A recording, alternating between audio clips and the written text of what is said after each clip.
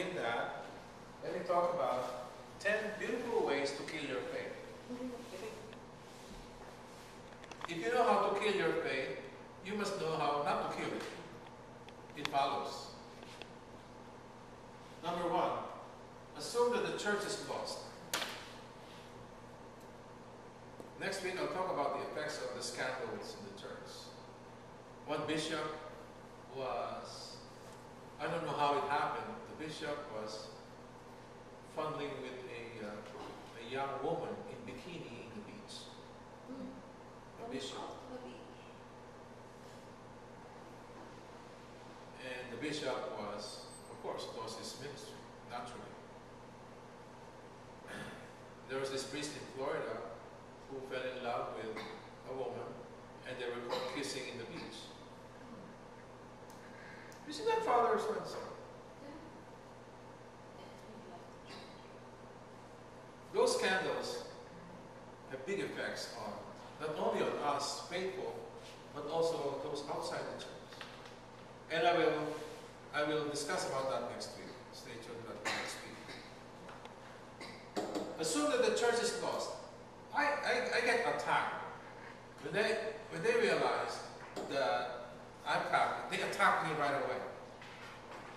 How can you say that the church, the gates of hell will never prevail against it, when you have these bishops and the priests who have bad popes too? I can at least tell you 3 very bad popes. Popes who had children, who had many wives. At least 3 popes, 3 popes. I know because I have them in my collection. But the fact remains, please keep in mind that the church is made up of sinful people. Like me. I'm a very sinful person. And I consider myself part of the church. And I'm only one of many. There are many people, the church is not an organization of saints, that's for sure. You agree? The church I would consider as a hospital for sinners like me. That's how I look at it. You're right. And that's how we should look at the church. That's I always say to people. Jesus came here not for the healthy. And whoever will tell me that, Jesus didn't come here for you because you have no fault. I'm full of fault. I'm full of sin. Jesus came here for me, not for you. Because actually it was a she. She sounded like she was sinless. And that all Catholics will go to hell. Well, Jesus came to redeem me. And that's what he said in the Bible. I came for the sick, not for the healthy. So once you assume that the church is lost, guess what? You begin to lose your faith. Number 2, live in fear. Live in fear. That's another thing. Live in fear? Yeah. To lose your faith. Oh. To lose your faith, live in fear. Live in fear, to lose your faith. The Bible says, do not be afraid 365 times. If you don't believe me, start counting tonight. Be not afraid 365 times in the Bible. From the old to the new. And what does that tell you and me? Every single day of the year, do not be afraid. You want to lose your faith? Live in fear. Be afraid. Be afraid of the cemetery. No. No. Just kidding. Number 3, forget about mercy. Haha, I'm merciless. I caught you, now I'll bring justice. Those people who have no faith, they want vengeance. You notice that? They want vengeance, they wanted to get even, they wanted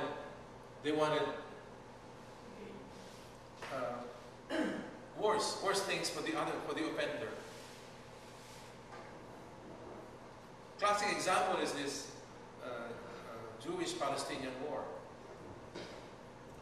The Palestinians will kill one Jew, and Israel will kill about 25 Palestinians, maybe more. The Palestinians will kill 2 Jews, and they will kill 100 Palestinians. What's the purpose? It's not because they're so good, it's because of their weaponry is much superior than the Palestinians. The Palestinians, remember, they were not allowed to have weapons. All of those had to be smuggled in or produced locally. That's the only way they could have weapons to fight the Jews against. I mean, to fight against the Jews with. So, if you want to lose your faith, forget about mercy. Seek justice. Seek vengeance. Get even. You slap me, I will slap you 2 times. Then you will lose your faith. Number 4, focus on everyone else's spiritual life, not your own. Worry about someone else's spiritual life. And don't worry about your own. You will lose your faith. Avoid intelligent conversation on religious matters. Just argue. Just keep arguing. Forget about intelligent conversation. You know the difference, right? Between arguing and conversing intelligently. You know the difference between the two? Let them talk to themselves. Just walk away. Remember what I've been telling you? And I keep telling this. I'm not here to argue. I'm not here to win arguments. Although I can show you where in the Bible everything I say. What I'm after is winning souls. What I'm after is winning souls, not arguments. Where does it take you to win arguments? Where does that take you? Nowhere. It brings animosity, bad feelings, bad blood sometimes, right? What? I'm better than you. I win arguments. Remember, the concern is winning souls. Winning souls, not arguments. But if you want to lose your faith, forget about winning souls. Argue. Keep arguing. Number 6, just do the minimum required of you. What is the minimum requirement? Confession once a year. That's the minimum.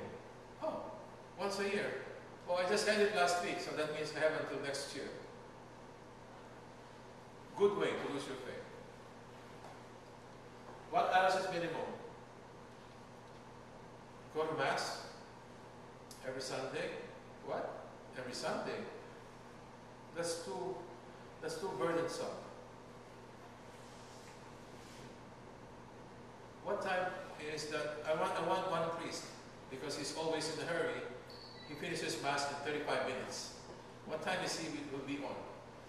I want that Mass. So it's quick. I go in, out right away. Minimum. Don't be active in the church because being active means more time. You're doing more than minimum. 7, don't study your faith. Don't come to Bible class. It's a good way to lose your faith. The Bible says, those who have been given more is expected. Right? And those who have little, even the little that they have, will be taken away from them. If you don't study your faith, even the little that you know will be taken away from you.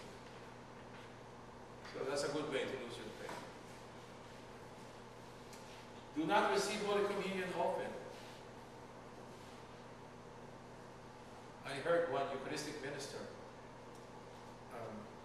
I don't want to drink this because I don't want to I'm driving. I don't want to finish this because I'm driving. What? What are you drinking? Wine? Are you drinking the most holy blood of the rest of them. Where's the faith? Mine don't matter. This is a Eucharistic ministry. Not thinking that much. I want to step in. Oh, by the way, I have been invited in the other parish to be involved in a special project about the children going through catechism. Everyone who drops the catechism will be required to come to my class, and I will teach them the faith. The bottom line is very simple. You cannot share what you don't have. What sort of thing can you share with your children that you don't have? Nothing. If you don't have the faith yourself, what sort of thing can you share with your children? Nothing. That's the major thing that's contributing towards the decline of faith. Children begetting children, and there's no faith whatsoever. So that's another thing that I'll be part of soon, if I'm not spreading myself too thin already. Receiving Holy Communion, what good does it do?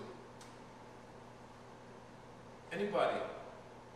What good does receiving Holy Communion do to you?